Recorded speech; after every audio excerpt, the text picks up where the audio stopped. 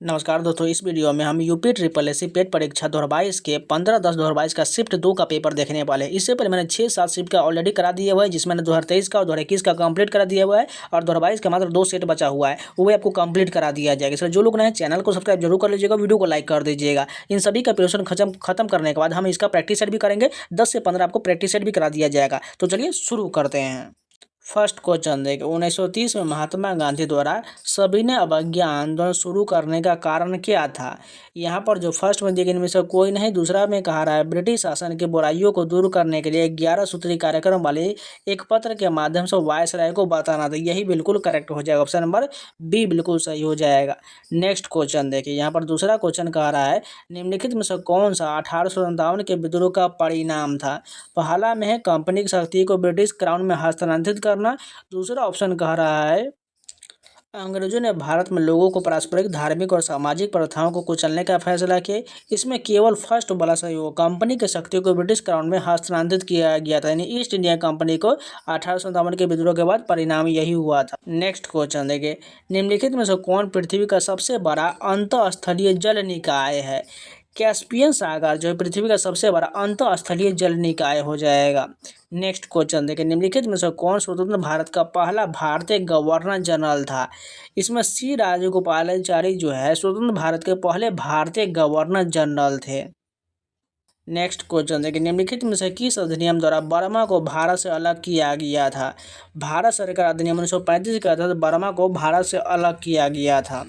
Next question देखें, भारत को British नियंत्रण से मुक्त करने के लिए भारतीय राष्ट्रीय सेना INA का गठन किसने किया था।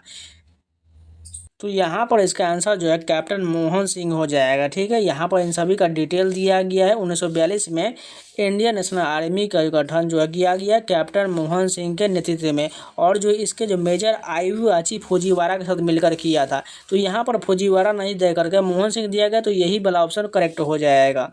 नेक्स्ट क्वेश्चन देखिए, निम्नलिखित सागौन के जंगल भारत के निम्नलिखित में से किस राज्य में पाया जाता है। ये जो है मध्य प्रदेश में सागौन के जंगल भारत में पाया जाता है।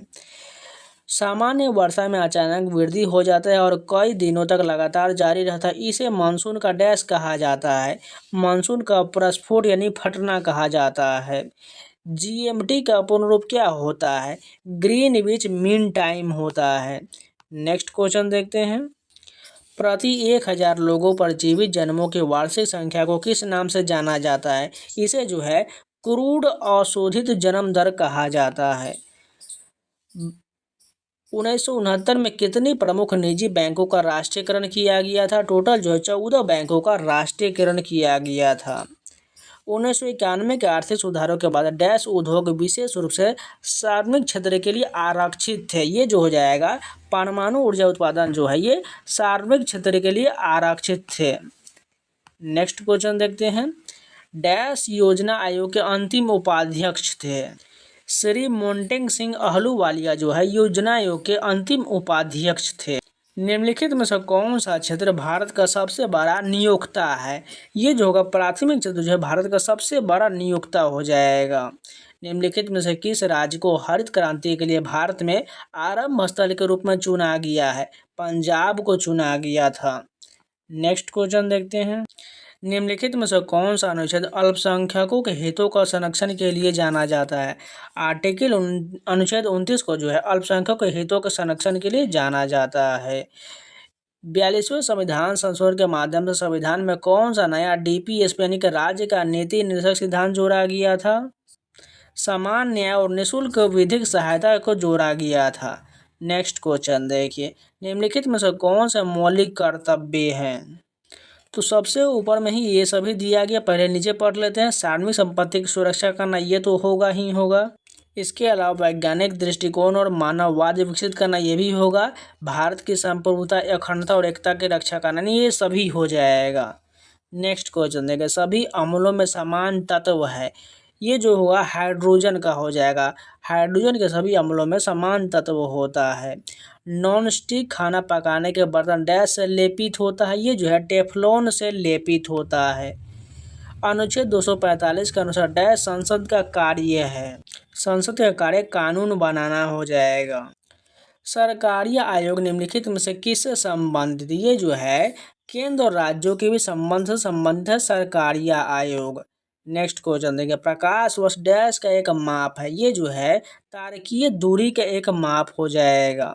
नेक्स्ट क्वेश्चन यहाँ पर मैथ का क्वेश्चन दिया गया, इसको सॉल्व करने के बाद इसका राइट आंसर की बात करें तो 7.9 आ जाएगा। ऊपर में देखिए ए का क्यू प्लस बी क्यू दिया गया, यहाँ पर ए स्क्वायर माइनस बी स्क्वायर दिया गया है। तो इसका हमें फार्मूला लगा कर इसको काट कुट कीजिएगा, इसका आंसर जो है 7.9 आ जाएगा। सिंपल इसको दोनों को ऐड कर देना है, जब कटने के बाद जो है ए प्लस बी बचेगा, इसलिए आंसर 7.9 हो जाएगा। नेक्स्ट क्वेश्चन है, एक परीक्षा में 70% अभ्यर्थी भौतिकी में उत्तीर्ण हुए, 80% अभ्यर्थी तर्कशास्त्र में उत्तीर्ण हुए। यदि इन दोनों विषय में 55% अभ्यर्थी उत्तीर्ण हुए तो दोनों विषय में कितने परसेंट अभ्यर्थी अनुत्तीर्ण हुए? ये जस्ट हमने आपको कल ही कराया हुआ था। तो टोटल देखिए कितना दिया गया है। तो यहाँ पर आपको 3 फिगर बनाना है, यहाँ पर तीनों को टच करा देना है। उसके बाद देखिए जैसे 3 पैटर्न है, 2 ही पैटर्न बना लेते हैं, ठीक है। 2 ही दिया गया, एक ये और एक ये हो गया। तो पहले वाले परीक्षा में 70% अभ्यर्थी भौतिकी में, भौतिकी को यहाँ पर बी से लिख लेते हैं, ठीक है, या फिजिक्स को पी से लिख लेते हैं, ठीक है। 70% अतुलनीय, और दोनों में दिया गया 55%, यानी 70 में से 55 घटाएंगे कितना हो जाएगा? ये जो होगा 25, 55 और ये 15% यहाँ पर आ जाएगा, और 55% दोनों को बीच में रखना है। और यहाँ पर जो 80% जो है मैं उत्तीर्ण हुआ है रीजनिंग वाले में, यानी 80 में से 55 में घटा ली कितना हो जाएगा? 50, यानी ये 25 हो जाएगा। अब ये टोटल पूर्ण हो चुका है। अब 100 में से इन तीनों को घटा लीजिए, कितना मान आ जाएगा? 25, 5, 30, 10, 40, 40, 50, 90, 95, यानी 95 घटाना है तो 5% बचेगा, यानी 5% इसका आंसर जो आ जाएगा, जो अनुत्तीर्ण हुए हैं। नेक्स्ट क्वेश्चन देखिए, निम्नलिखित में से कौन सबसे बुद्धिमान स्तनधारी है? डॉल्फिन जो है सबसे बुद्धिमान स्तनधारी है। पौधे का विकास किससे प्रभावित होता है? प्रकाश की गुणवत्ता, मात्रा और अवधि से जो है पौधे का विकास प्रभावित होता है। यहाँ पर एक और मैथ का क्वेश्चन दिया कि इसमें सबसे बड़ा कौन सा हो जाएगा? बस आपको भिन्न को पता कर लेना है, सभी को यहाँ पर जो आपस में मल्टीप्लाई करके देखना है, और ऊपर वाला से नीचे वाला मिला लीजिएगा, कौन सा जो सबसे ज़्यादा मान दिया गया है वही इसका आंसर है। इसका सॉल्व कर लीजिएगा, इसका आंसर 11/13 जो है सबसे बड़ा मान होने वाला है। नेक्स्ट क्वेश्चन देखिए, यहाँ पर एक और क्वेश्चन दिया गया है। देखिए सभी रूट को हटाएंगे तो कितना मान आने वाला है? इसका मान की बात करें √5 - 2 इसका आंसर आ जाएगा। इसको आपको लास्ट में परिमेयकरण भी करना पड़ेगा। नेक्स्ट क्वेश्चन देखिए, यहाँ पर इसका औसत बताना है कितना होने वाला है, यानी इन सभी को ऐड कर लीजिए, और इन सभी को कितना दिएगा? 2, 3, 4, 5, 5 से डिवाइड कर दीजिए, इसका आंसर आ जाएगा। इसका राइट आंसर 140 आ जाएगा। नेक्स्ट क्वेश्चन देखा, स्थावर का विलोम शब्द क्या हो जाएगा? जंगम हो जाएगा। स्थावर का विलोम जंगम हो जाएगा। नेक्स्ट क्वेश्चन देखा, बिल्ली को पहले ही दिन मारना चाहिए का अर्थ क्या हो जाएगा? भय का शमन शुरू में ही कर देना चाहिए, यानी बिल्ली को पहले दिन मारने जो मुहावरे पूछा गया है, भय का शमन शुरू में ही कर देना चाहिए। स्वल्प का संधि विच्छेद क्या हो जाएगा? सूज और अल्प जो है स्वल्प का संधि विच्छेद हो जाएगा। इति और इति का सही अर्थ भेद बताना क्या हो जाएगा? देखिए इस इति का मतलब समाप्ति हो जाएगा, और इस इति का मतलब जो विघ्न हो जाएगा, ये वाला करेक्ट हो जाएगा। ईश्वर में विश्वास रखने वाला इस शब्द समूह के लिए शब्द क्या हो जाएगा? आस्तिक हो जाएगा। जो ईश्वर में विश्वास रखता है उसे आस्तिक कहा जाता है। यहाँ पर एक इंग्लिश पैसेज दिया गया, इसको पढ़ने के बाद इसमें आंसर हमें बताने, नीचे में क्वेश्चन दिया गया है। According to the passage what do a school children gift their teacher, यानी कि स्कूल के जो विद्यार्थी अपने टीचर को क्या गिफ्ट में दिए हैं? थैंक यू कार्ड दिए हैं। नेक्स्ट क्वेश्चन है, according to the passage is Valentine Day officially a holiday? No, इसके पैसेज के अनुसार इसका ना आंसर जो है नहीं होगा। Choose the correct synonym of tame. Tame का मैं सिनोनिम, यानी कि इसका जो है पर्यायवाची बताने क्या हो जाएगा? डोसाइल हो जाएगा। डोसाइल का मतलब जो है साधारण और विनम्र होता है। नेक्स्ट क्वेश्चन देखा, रैपिड का हमें एंटोनिम यानी कि विपरीत बताना है, क्या हो जाएगा? टार्डी हो जाएगा। रैपिड का मतलब तेज और तीव्र होता है, तो उसी प्रकार टार्डी का मतलब मंद और सुस्त होता है। गिव वन वर्ड सब्स्टिट्यूशन बताना है, one who is indifferent to pleasure और पेन, इसका मतलब क्या हो जाएगा? स्टोइक हो जाएगा, यानी उदासीन व्यक्ति को स्टोइक का है, तो यानी उसे उसे सुख दुख का कोई अनुभव न हो, उसे उदासीन कहा जाता है। नेक्स्ट क्वेश्चन देखिए, एक तस्वीर की इशारा करते हुए ए ने अपने दोस्त बी से कहा, वह मेरी माँ के पिता की इकलौती बेटी है। ए फोटोग्राफ वाले व्यक्ति से किस प्रकार संबंधित है? यानी ये रीजनिंग का प्रश्न। चलिए बनाते हैं फटाफट। सबसे पहले एक तस्वीर यहाँ पर बना लेते हैं, ठीक है। यहाँ पर बना लिए। एक तस्वीर की ओर इशारा करते हुए ए ने कहा, ए यहाँ पर है, ए ने कहा अपने दोस्त बी से, यानी बी यहीं पर कहीं बना लेते हैं, बी यहाँ पर हो जाएगा। बी से कहा, वह मेरी माँ, यानी इस तस्वीर के बारे में कह रहा है, यानी वह मेरी माँ, यानी इसकी कोई माँ होगी, माँ को ऊपर में कर लेते हैं, मदर को माइनस कर लेते हैं, के पिता, यानी माँ के पिता ऊपर में हो जाएगा, फादर का रिलेशन बन जाएगा, के पिता की इकलौती बेटी है, यानी इसके पिता की इकलौती बेटी कौन होगा? उसकी माँ ही तो होगी, यानी बेटी है। तो ए फोटोग्राफ वाले व्यक्ति से, यानी ए फोटोग्राफ वाले व्यक्ति से किस प्रकार संबंधित है? यानी ये फिगर जो है उसकी माँ है, यानी बेटा का संबंध हो जाएगा। कहाँ पर है? ऑप्शन नंबर ए करेक्ट हो जाएगा। देखिए यहाँ पर वही पैटर्न बन रहा है, यही करेक्ट होने वाला है। नेक्स्ट क्वेश्चन देखिए, दोनों कथन को पढ़िए और तर्क का चयन करिए। पहला कथन कहा जा रहा है, लैपटॉप निर्माण कंपनी ने हाल ही में लैपटॉप की कीमतों में वृद्धि किया है। दूसरा है, सरकार ने हाल ही में लैपटॉप पर शुल्क बढ़ाया है। अब इसमें अनुसार हमें बताना है आंसर क्या होगा। इसके आंसर की बात करें, कथन 2 कारण है और कथन 1 का इसका प्रभाव है, यानी कि सरकार ने लैपटॉप के टैक्स बढ़ाया, इसी कारण जो है लैपटॉप वालों ने भी इसका दाम बढ़ा दिया है। भारत गौरव पर्यटक ट्रेन को जून 2022 में रामायण सर्किट के हिस्से के रूप में भारत और डैश के बीच हरी झंडी दिखाकर रवाना किया गया था, नेपाल के बीच किया गया था। नेक्स्ट क्वेश्चन देखिए, भारत ने दोनों देशों के बीच मजबूत और दीर्घकालिक साझेदारी के निर्माण के लिए चल रहे प्रयासों का निम्नलिखित में से किस देश को 75 एम्बुलेंस और 17 स्कूल बसें उपहार में दिया है? नेपाल को दिया गया है। नेक्स्ट क्वेश्चन, दिए गए विकल्प में से असंगत का चयन कीजिए। इसमें से कौन असंगत है? 301 असंगत हो जाएगा, क्योंकि ये जो है बाकी सभी संख्या जो है वो 7 से विभाज्य, लेकिन 301 जो है 7 से विभाज्य नहीं है। नेक्स्ट क्वेश्चन, 1 जनवरी 2006 को रविवार था।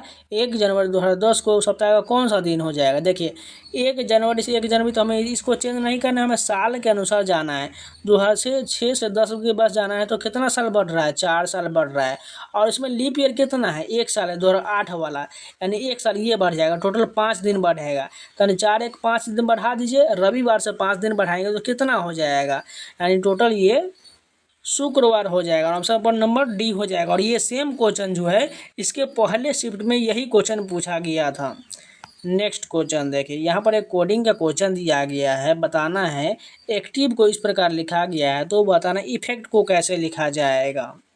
तो ध्यान से देखिएगा, एक्टिव में ये पहला डिजिट ए है, तो ए को लास्ट में डाल दिया गया है, उसी प्रकार ई को लास्ट में डाल दिया, और बीच वाले जितना है उन सभी में +1 किया है। जैसे सी से डी +1, टी से यू +1, आई से जे +1, भी से डब्ल्यू +1, सेम इसी प्रकार फॉलो करना है। इफेक्ट में ई को लास्ट में डाल दीजिए, टी को यहाँ पर डाल दीजिए लास्ट में, और बीच वाले सभी +1 कर दिए। एफ का क्या हो जाएगा? जी हो जाएगा, एफ का फिर से जी हो जाएगा, ई का एफ हो जाएगा, और सी का डी हो जाएगा। कहाँ पर ऐसा लिखा गया है?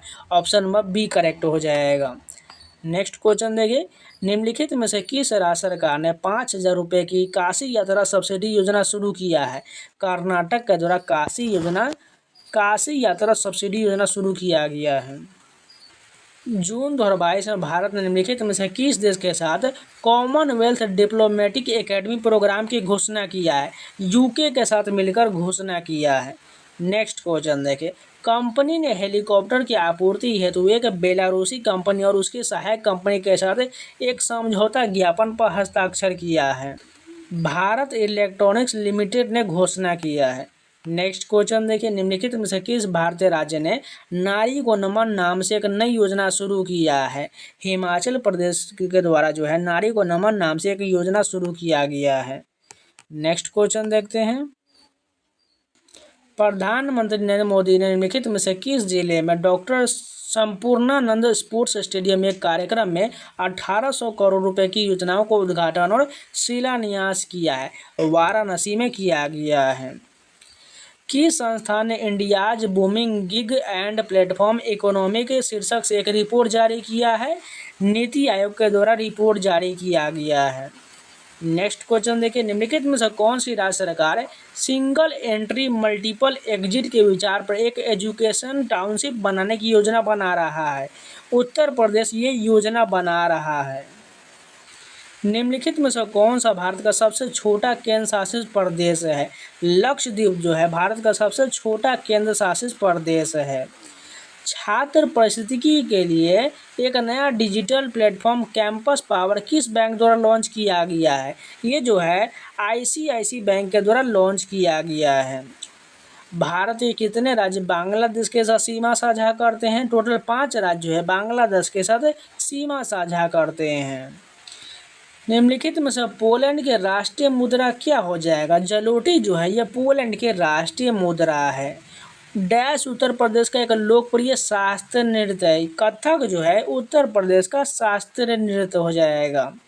निम्नलिखित में से किसके पास लोकसभा सत्र को स्थगित करने की शक्ति है? भारत के राष्ट्रपति के पास लोकसभा सत्र को स्थगित करने की शक्ति मौजूद है। अंतर्राष्ट्रीय अहिंसा दिवस निम्नलिखित में से किस दिन मनाया जाता है? सभी को पता है 2 अक्टूबर को जो महात्मा गांधी की जयंती के रूप में जो है अहिंसा दिवस मनाया जाता है। वास्को डी गामा का मकबरा दफन स्थान भारत के निम्नलिखित में से किस स्थान पर? ये जो है कोच्चि के केरल में स्थित है। थॉमस कप निम्नलिखित में से किस खेल से संबंधित है? बैडमिंटन से संबंधित है। थॉमस कप का संबंध बैडमिंटन से हो जाएगा। प्रसिद्ध पुस्तक विंग्स ऑफ फायर किसकी आत्मकथा? सभी को पता है डॉक्टर एपीजे अब्दुल कलाम की आत्मकथा है। ग्लोबल वार्मिंग का अपेक्षित परिणाम क्या हो जाएगा? ये सभी जैसे समुद्र के स्तर में वृद्धि, तटीय रेखा में परिवर्तन, फसल पैटर्न में परिवर्तन, यानी सभी बिल्कुल करेक्ट हो जाएगा।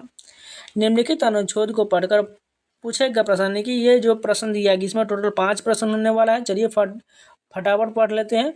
आजकल पढ़े लिखे नवयुवकों को विदेशी संस्कृति और जीवन अपनी ओर सर्वाधिक आकर्षित कर रहे हैं। इसके लिए कई माता पिता का भी सपना होता है कि उनकी संतान विदेशों में पढ़ने जाए, वहाँ की सुख चैन की ज़िंदगी बसर करे और समाज में उनका नाम ऊंचा हो। इसमें कुछ गलत भी नहीं है। भारत में बेकारी है, गरीबी है, गंदगी है, प्रदूषण है, भ्रष्टाचार है, लूटपाट है और विदेशों में इसे सर्वदा विपरीत स्वर्गीय आनंद है। माँ बाप के अथक प्रयासों एवं प्रेरणा के फलस्वरूप बच्चे विदेशों में पढ़ने लिखने चले जाते हैं।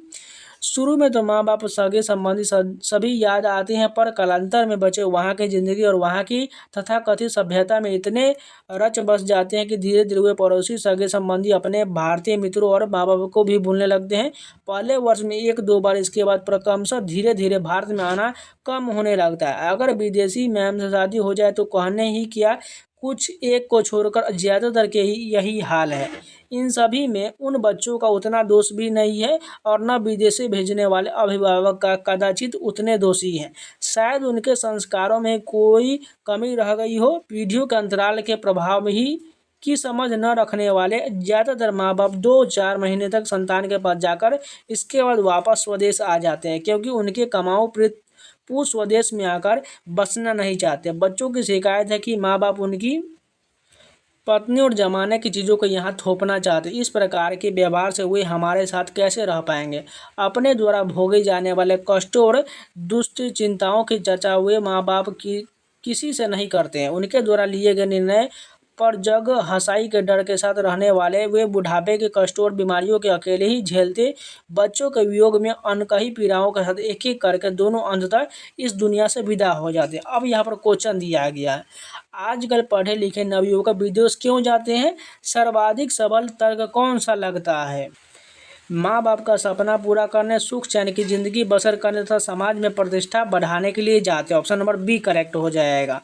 नेक्स्ट क्वेश्चन है, इस प्रकार के व्यवहार से वे हमारे साथ कैसे रह पाएंगे? यहाँ ऐसे कौन से व्यवहार की ओर संकेत किया जाए जिससे उनकी संतान उन्हें अपने साथ नहीं रख पाती है?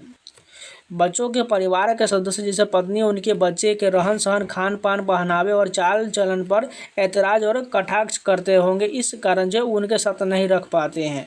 विदेश में जा बसे बच्चों के व्यवहार परिवर्तन के लिए कौन दोषी है? अनुच्छेद को ध्यान में रखते हुए सर्वाधिक प्रबल तर्क का चयन करिए।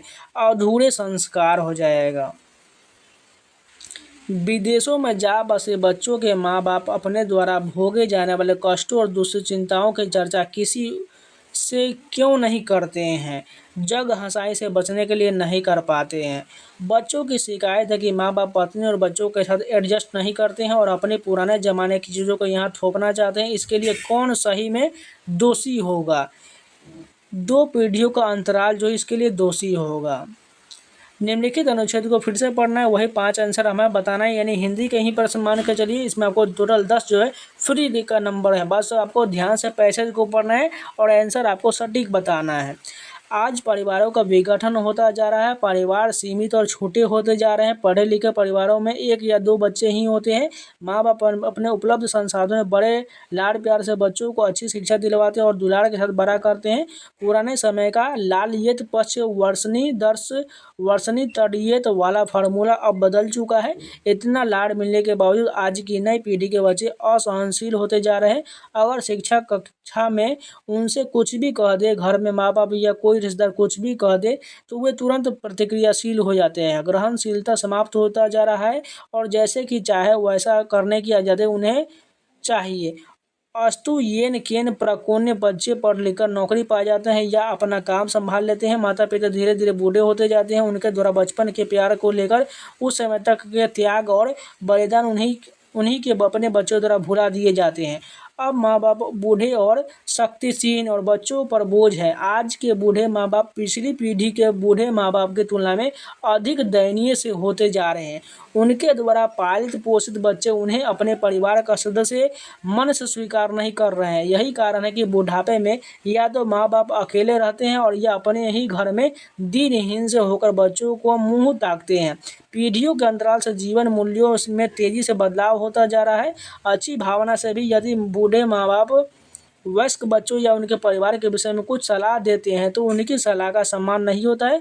यह संभवतः पीढ़ियों के अंतराल का परिणाम है। अब समय बदल गया और अनुभवपूर्ण सलाह की इस नई पीढ़ी को आवश्यकता नहीं है। अपेक्षा किया जाता है कि यदि उनके साथ रहना है तो एडजस्ट करके चले, अन्यथा वृद्धाश्रम में हम उम्र लोगों के बीच समय बिताए या खुद भी चैन से रहे और उन्हें भी अपनी तरह से चैन से रहने दें। क्या वास्तव में इन सभी के लिए युवा पीढ़ी ही दोषी है या कुछ दोष वृद्धों का भी है? अब क्वेश्चन देखिए, आज के बुजुर्गों के लिए बदलते समय की कौन सी सर्वोचित मांग है जिसे वह चैन से अपना बुढ़ापा काट सके? इसका राइट आंसर की बात करेंगे, बुजुर्ग जो है बुढ़ापे के लिए कुछ अर्जित करके रखें और अगली पीढ़ी के सदस्यों पर न बोझ बने और अपनी राय थोपें। नेक्स्ट क्वेश्चन है, कौन से माँ बाप अपने ही घर में दिनहीन से होकर बच्चों का मुंह नहीं ताकते हैं? जो माता पिता बदलते समय के साथ अपने आप को बदल देते हैं और अब बहू बेटों और उनके परिवार को उचित सम्मान देते हैं। माता पिता द्वारा प्यार दुलार एवं समस्त संसाधनों के दिए जाने के बावजूद आज की युवा पीढ़ी से वह आत्मीयता गायब है जो पुरानी पीढ़ी तक विद्यमान था। इसका सबसे उचित कारण क्या हो सकता है? पीढ़ियों के अंतरण के कारण जीवन मूल्यों को बदलने से युवा पीढ़ी अदूरदर्शी और असहनशील होती जा रही है और उसका ग्रहणशीलता कम होता जा रही है। कारण हो सकता है संतान के साथ रहने की इच्छा होते हुए भी कई माँ बाप के अकेले रहने का कारण कौन सा है? सबसे सबल तर्क कौन सा हो जाएगा? माँ बाप का संतान उसके परिवार के प्रति रूखा व्यवहार, वाणी का असंयम और बहू बेटों की जिंदगी में ज़्यादा दखल अंदाजी, ये इसका तर्क हो सकता है। नेक्स्ट क्वेश्चन देखिए, कौन से बच्चे अपने माता पिता को वृद्धाश्रम में भेज देने की बात करते हैं? जो बच्चे संस्कारहीन और अविवेकी और जो अपने भविष्य को नहीं देख पाते। ये वाला ऑप्शन करेक्ट हो जाएगा। अब यहाँ पर से जो है डीआई का क्वेश्चन 20 जो है आपको डीआई क्वेश्चन है। आपको डीआई सभी को ध्यान से पढ़ना है और सभी में 5-5 क्वेश्चन होते हैं। इन सभी को आपको ध्यान से पढ़ के आपको सभी का आंसर देना है। इसमें आपको परसेंटेज, रेशियो सभी मेथड लगाते हुए आपको सभी को एकदम ध्यान से पढ़ के आंसर देना है। एकदम ईजी क्वेश्चन होता है। इसको आपको 5 नंबर आपको लेना है तो आपको जो है टोटल 20 नंबर का क्वेश्चन होता है। आपको बहुत ज़्यादा इसके स्कोरिंग सब्जेक्ट होता है। नेक्स्ट क्वेश्चन देखें, जजिया फिर से लगाने वाले मुगल शासक का नाम लिखिए। कौन सा हो जाएगा? औरंगजेब हो जाएगा। जजिया कर लगाने वाला शासक औरंगजेब हो जाएगा। नेक्स्ट क्वेश्चन देखें, निम्नलिखित में से किसे अंग्रेजों द्वारा शुरू किया गया सबसे महत्वपूर्ण योगदानों में से एक माना जाता है? रेलवे को माना जाता है। पंचतंत्र की कथाएं किसके द्वारा लिखा गया था? ये जो है विष्णु शर्मा के द्वारा लिखा गया था। पंचतंत्र की कथाएं विष्णु शर्मा के द्वारा लिखा गया था। गौतम बुद्ध ने सारनाथ में अपना पहला उपदेश डैश में दिए थे। ये जो हो जाएगा धम्मचक्र प्रवर्तन मुद्रा में दिए थे।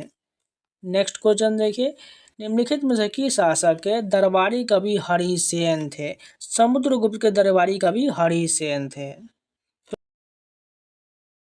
तो इस शिफ्ट का टोटल जीएस कंप्लीट हो गया। उम्मीद है आप लोग को वीडियो पसंद आएगा, तो लाइक कर दीजिएगा, करना है तो चैनल को सब्सक्राइब जरूर कर लीजिएगा। और इन सभी का सोल्यूशन पीडीएफ पाना चाहते हो तो टेलीग्राम ज्वाइन कर लीजिए। यहाँ पर स्कैनर दिख रहा है, स्कैन कर लीजिए। टेलीग्राम पर जाकर सर्च कर लीजिएगा SSC एस्पिरेंट 7, वहाँ पर आपको फाइल सेक्शन में सारा पीडीएफ देखने को मिल जाएगा। इसके अलावा टेक्स्ट बुक का पास परचेज करना चाहता है, जाकर परचेज कर लीजिए। कूपन कोड 7 अप्लाई कर लीजिएगा, इससे डब्ल्यू आपको 12% डिस्काउंट हो गए, ये सभी प्राइस कम हो जाएगा। और जाकर परचेज कर लीजिए। आपके सभी एग्जाम का mock test, sectional test, chapter wise सारा मिल जाएगा, चाहे SSC, रेलवे, बैंकिंग या कोई भी स्टेट एग्जाम हो, चाहे यूपी ट्रिपल हो, यूपीएसआई हो, यूपी पुलिस हो, बिहार पुलिस, BPSC, यानी टोटल 900 प्लस एग्जाम का मॉक टेस्ट, सेक्शनल टेस्ट, ये सारा मिल जाएगा। जाकर परचेज कर लिए, कूपन कोड 7 अप्लाई कर लीजिएगा, आपको 12% डिस्काउंट होकर सारा प्राइस कम हो जाएगा। तो चलिए मिलता है नया वीडियो के साथ, तब तक के लिए जय हिंद।